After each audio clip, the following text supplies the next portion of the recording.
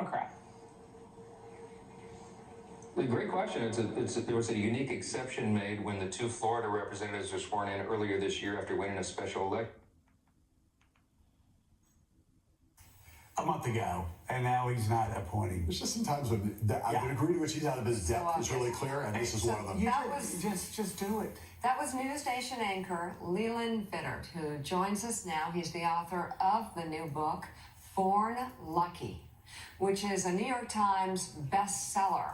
And we appreciate your being on the show this morning. It is so good to have you here, and this it's personal for me.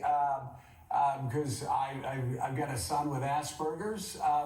You talked about that time, and I think a lot of parents, certainly years ago, when you were going through this, and our family was going through this, where nobody could quite figure out why, you and my son had a lot of kids at his 3rd and 4th and 5th birthday, and then by the time they were 8, 9, 10, it was just the parents, right?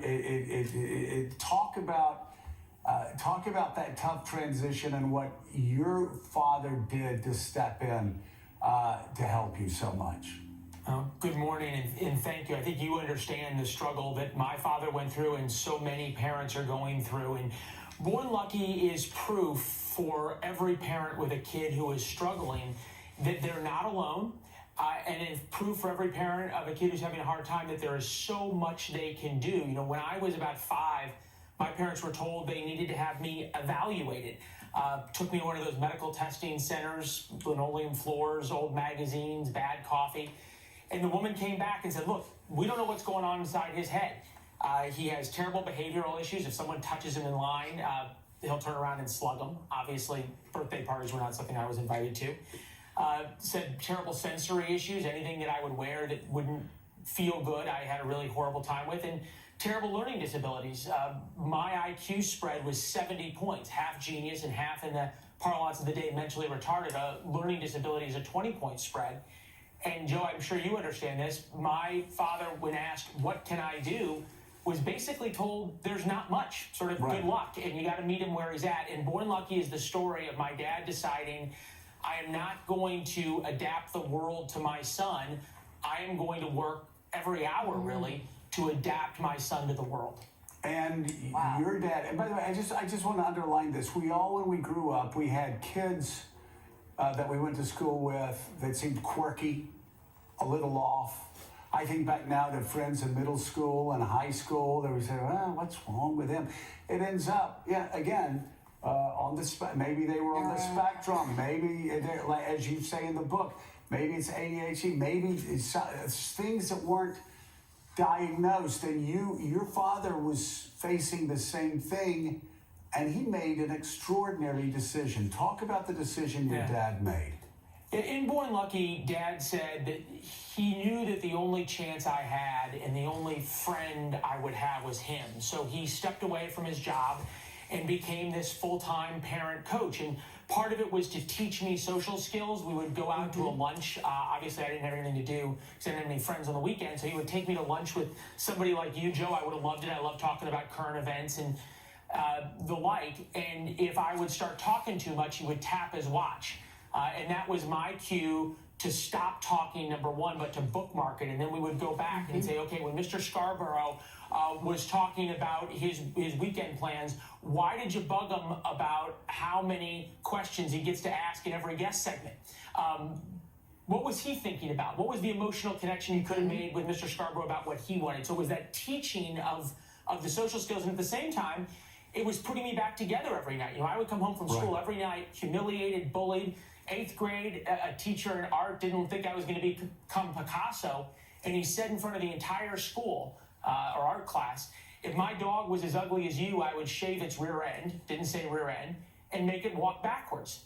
So I had to come home every night, and Dad became, for 2 or 3 hours, my only person to help put me back together. And I later found out, Joe, I'm sure you remember this as well, after he would leave my room, having put me back together and offloaded all the anger I had, he would go downstairs into the living room by himself and cry 10, 11, midnight every night and then get up the next morning and help put me together and take me back to school. So this was a love letter to my father and trying to offer hope and proof to so many parents what they can do.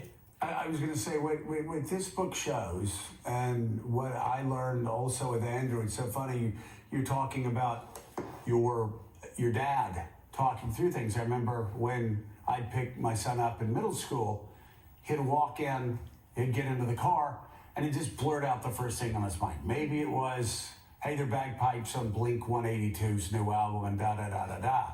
And I'd be like, okay, so this is what you do. You get in the car, I say, hey, how was your day?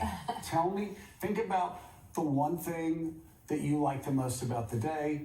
Tell me that, and then ask me, like, how was my day?